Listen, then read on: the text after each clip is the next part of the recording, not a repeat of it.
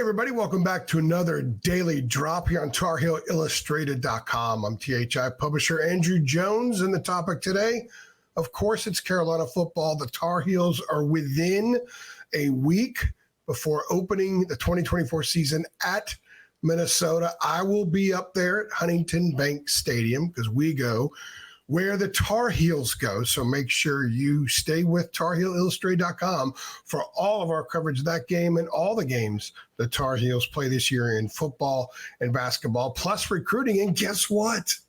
Guess what? You have until midnight Friday to sign up. 60% off for a one-year membership to THI. You know, we keep talking about it's $8.33 a month, $8.33 a month for a one-year sub. It's now just $3.30 a month, $3.30 a month. I stopped off at the store the other day to get a Gatorade Zero, a 28-ounce Gatorade Zero. That was $3.29. So for the price of that, you get a whole month of THI. And right now is a great time to do it because you've got basketball official visits coming, and nobody's on top of that stuff like David Sisk. He is as connected as it gets. He has a ton of information. He's always spot on with his information, and we're going to have a lot of football recruiting stuff. So if that's your thing, we will have a ton of it for you, and you could only access that stuff if you're a premium member. So sign up, guys. It's just $3.30 a month. It ends midnight Friday. Okay, the topic is very simple, and this is a question I get a lot from people. So I decided, hey, we've done 3.5 weeks of fall camp. They're out of fall camp now. They're within a week before they open up the season. People are still asking, will Carolina's staff use its depth? They talk about it all the time. Mac Brown, every year, we're going to play depth. We're going to roll guys in.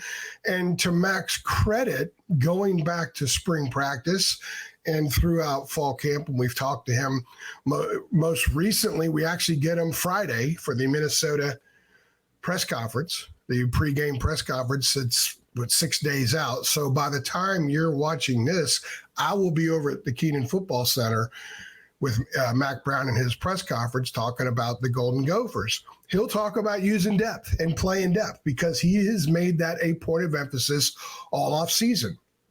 We have spoken to every position coach on the staff, both coordinators, all the position coaches, and they all talk about using depth, and they reference how much Mac has emphasized that they use that depth. So let's go over it very quickly and tell you what I think and what using the depth actually means. In a nutshell, defensive line, Ted Monachino, the new D-line coach, has got an extensive career in the NFL. You should look him up. Guys coach some studs, some NFL All-Pros. And Jeff Collins, the new DC, have both said they're going to play depth up front. Collins hopes they can use Ted Monachino last week throughout the number 14, which would be pretty impressive. If they can get to 10 that they can roll in there comfortably, that's a good sign. That would mean that Joel Starlings and Rodney Laura, two redshirt freshmen, are out on the field some. That means Travis Shaw is getting more reps and consistent reps than he's gotten in the past. That would be a good sign. At linebacker, they want to find two guys that they can put in to give Power Echols a series off, to give Amari Campbell a series off. Now, Campbell is back now practicing. He broke a bone in his hand about 2 weeks ago, week and a half ago. About 2 weeks ago, he's back practicing now, and he will play, obviously, in the Minnesota game. But for a while, they were kind of looking at, okay, who's going to be the other starting linebacker alongside Power Echols? Caleb LaValle. He was one of them. They also had in Cade Law. Michael Short was getting a little bit of a look there. But I think that there is a significant drop-off from Echols and Campbell to those other guys. But one way to get those guys up to snuff a little bit is to throw them out there. I'm going to sidebar here for a moment, but I remember when Andre Smith was a true freshman in 2015. One of the things that staff did really, really well with, I think it was 15 or 16 or 14, that staff did a really good job of making sure he got a series in the first half, sometimes two series in the first half. And he got those reps that were really important, turned out to be an NFL player. And I thought that was huge because sometimes they will pull Jeff Schottmer off the field. Schottmer was their best linebacker. He was a stud. But Andre Smith needed those reps, and it was so huge for his development. They've got to get some guys out there and just let them play. They need the reps. You're going to lose Eccles after this year. You don't want to have a green dude in there next year with Campbell with 1 year of experience. They've got to get some guys in the field. At cornerback, they're in great shape with Elijah Huzzie and Marcus Allen. But what if one of them goes down? This program has a history of cornerbacks going down, DBs going down. So you've got to play Tyran Stewart, a junior college transfer, Dooley, which is what everybody refers to him over inside the program. I think he's going to sub at both spots. I know that Ty Adams, they like him a lot. I don't know how ready he is to get out there and be a true second-team guy. They may throw him out there in the Minnesota game for a few reps, see what he could do. Maybe they wait until Charlotte and start easing him in then. But they do need to go too deep there because Huzzie, this is his last year. This is the third year for Allen. If he has a great year, maybe he leaves. Who knows? But they need to build that depth there. They're comfortable with Stewart. I think he's going to get reps. We'll see if Adams gets reps as well. Safety, no issues. They're 4 deep. They're too strong at both spots. All 4 players, Will Hardy, Stick Lane, Jakeem Harris, they're all going to get a lot of reps. DeAndre Boykins, who's moved from star back to safety. They're all going to play. Staff is very comfortable with those guys. No issues there. Offensively, very quickly, tight end, no issues there. Lots of depth. They got 3 guys. Quite frankly, Nesbitt's an NFLer. A lot of people in the program think Copenhaver's an NFLer. And Jake Johnson has the specs to possibly become a guy like that. So no issues at tight end.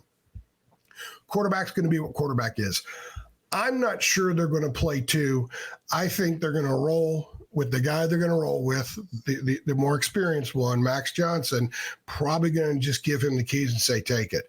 There might be some early packages for Connor Harrell. You've got to get him some reps just in case Max goes down. But I think this is going to be a 1 QB situation. At running back, Amari Hampton's obviously a stud, but I like what they have behind him. This was a position of concern when fall camp started, at least concern, but for people outside the program, but they like what they've seen. Darwin Barlow has come along. He's an experienced guy. He's a smart guy. He's going to give them some intangibles back there.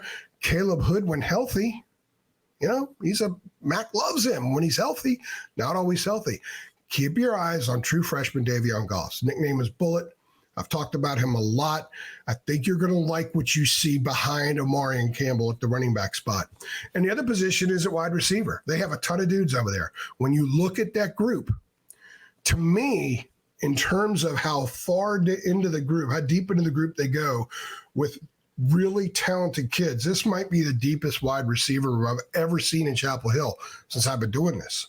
And my first year was the 1996 season. Now, they had a lot of really good players back then. There have been a lot of really good wide receiver rooms at UNC in all the years since. But while there may not be, a Brandon Tate type, there may not be Hakeem Nicks, there's still a lot of really good guys in there. And maybe someone like that emerges. I think eventually Jordan Shipp's going to be someone that emerges as a receiver at that level. Maybe not this year. Maybe it happens over the course of time. If Kobe Paystor's healthy, I think he can be huge. You've got such reliability with J.J. Jones. The word on Nate McCollum is Minnesota Nate has been there every day throughout practice since they started in late July. If he's that guy, 15 catches against the Golden Gophers last year, then they have a big-time receiver in that spot. And there's a lot of depth. There's going to be a lot of jockeying to see who can get on the field, and some pretty talented kids are not going to be on the field. So I don't see any issue there. They're going to play a lot of those guys. They were smart to play a lot of those guys. You don't want to run 80 offensive plays and wear out 5 wide receivers. You need them sharp. You need to roll them in there. As Max says, you need to keep them happy and need to see what they can do. So my question to you guys, do you believe and do you think that Carolina is going to actually use its depth and build depth during the course of the season this year, as they've said they would the last several years, and as Mac insists they will now? Do you believe they're actually going to do it? Or, because football coaches are known to be among the most paranoid people on the planet, Do you think they're going to get paranoid? They're going to tighten up and just roll with the starters and not go very deep? I personally think they're going to use the depth. I don't know if they're going to play 25 guys on defense. I don't know if they're going to play 20 guys on offense, but I think they'll use more depth than they have in the past couple of years. The perfect time to find out is Thursday night at Minnesota. Quality opponent on the road in an opener. How much do they trust the non-starters? We'll find out that night. Let us know what you think. I'm very interested to know what you guys think about if or if not the staff will use a lot of its depth. Make sure you subscribe to this channel if you haven't.